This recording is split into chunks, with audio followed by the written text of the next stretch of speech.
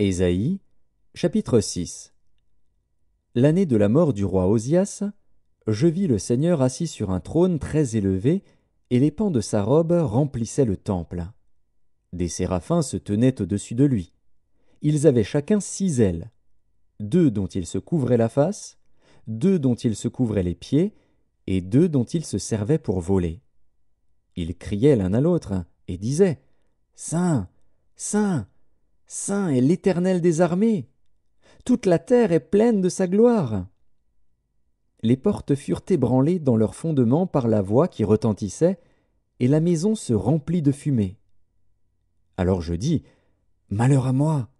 Je suis perdu, car je suis un homme dont les lèvres sont impures.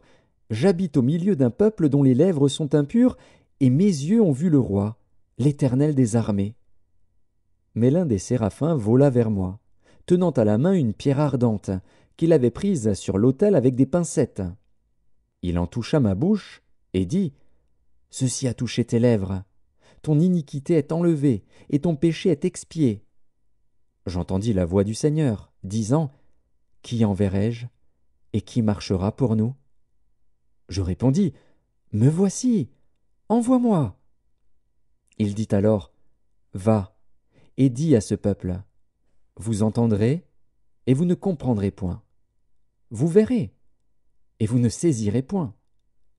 Rends insensible le cœur de ce peuple, endurcis ses oreilles, et bouche-lui les yeux, pour qu'il ne voie point de ses yeux, n'entende point de ses oreilles, ne comprenne point de son cœur, ne se convertisse point et ne soit point guéri. » Je dis, « Jusqu'à quand, Seigneur ?»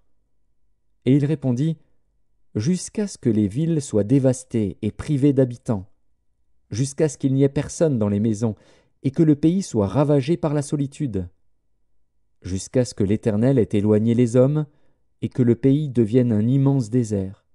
Et s'il y reste encore 1/10 des habitants, ils seront à leur tour anéantis. Mais, comme le térébinthe et le chêne conservent leurs troncs quand ils sont abattus, une sainte postérité renaîtra de ce peuple.